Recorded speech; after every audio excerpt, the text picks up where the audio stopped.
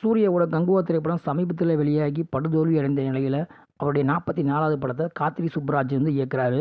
அந்த படத்தில் பூஜா ஹெக்டே வந்து கதாநாயகியாக நடிக்கிறாங்க. இது ஒரு ஆக்ஷன் த்ரில்லர் சம்மந்தப்பட்ட ஒரு படமாக இருக்குது. இந்த படத்தில் வந்து ஸ்ரேயா வந்து ஒரு சிறப்பு தோட்டத்தில் வந்து ஒரு பாட்டுக்கு வந்து நடனம் பண்ணிட்டு போகிறாங்க. அதை தொடர்ந்து சூர்யா அவர்கள் வந்து இப்போ 45வது திரைப்படத்தில் ஆர்ஜே பாலாஜியோட இயக்கத்தில் வந்து கவனம் செலுத்திட்டு வராரு. இந்த திரைப்படத்தில் த்ரிஷா வந்து 4வது முறையாக வந்து இணைகிறாங்க. அதுபோக ஒரு முக்கியமான பிரபலம் வந்து இந்த படத்தில் இணைகிறாங்க. அவங்க வேறு யாரும் இல்லை, அறிமுக இயக்குனர் தமிழரசன் பச்சைமுத்து இயக்கத்தில் சமீபத்தில் வெளியான ரப்பர் பந்து திரைப்படம் தான்.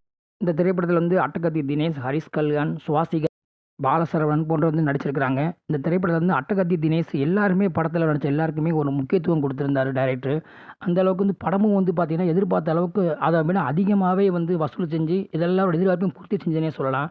அந்த வகையில் அட்டகத்தி தினேஷ் அவர்களுக்கு வந்து மனைவியாக வந்து சுவாசிகா வந்து ஒரு ரோல் பண்ணியிருப்பாங்க. அந்த ரோல் வந்து படத்தில் வந்து ரொம்ப முக்கியமான ஒரு திருப்புமுனையான இருக்கும். அந்த படத்தில் அவங்க கொடுத்த அந்த கதாபாத்திரத்தை வந்து உணர்ந்து ரொம்பவே உள்வாங்கி நடிச்சிருப்பாங்க. அவங்களுக்கு 32 வயசு தான் ஆகுது.